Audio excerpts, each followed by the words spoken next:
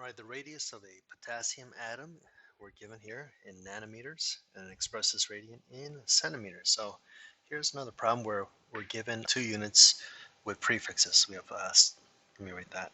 There it is, centimeters and nanometers. I always recommend that you go to the base, even though they're both on the smaller side of the base.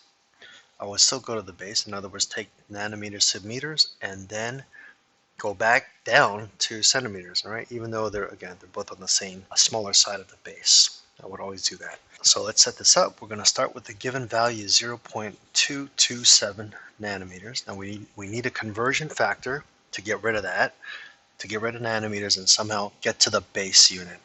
Now, if we can get to the base unit, we can get to centimeters easily. All right, so you want to ask yourself, how many nanometers are in a meter? And that's a billion. Do you really want to write, a billion, like 9 zeros there?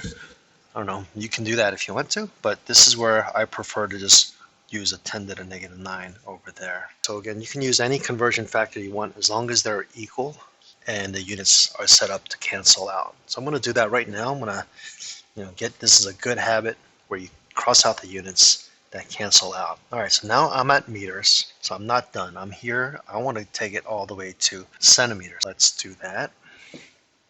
All right, centimeters. All right, we want to get rid of meters, so put that again on the other side of the conversion factor, right? And then we want our desired unit on the other side of that. All right, meters cancel out. Now you got to again put numbers in here to make that equivalent, and so that's going to be 100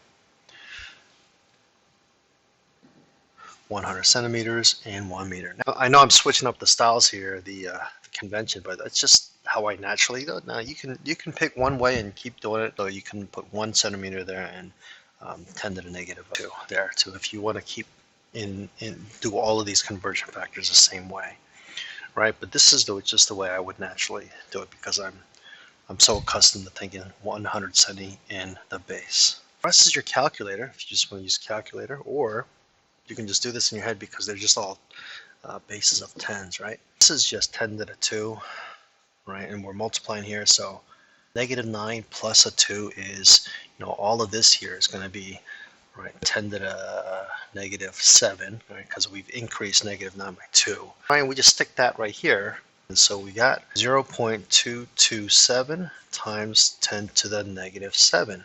The only unit we have left is centimeters. That's the desired unit. Now we can't leave our answer like this. We've got when you're writing in scientific notation, the coefficient, which is right there, has to be greater than or equal to 1 and less than 10. So this right now is much less than. We need to move this decimal one spot to the right. And when we do that, let's rewrite that as 2.27 times 10. Now we just moved the decimal to the right, so we're going to decrease our exponent because it was a smaller number to begin with.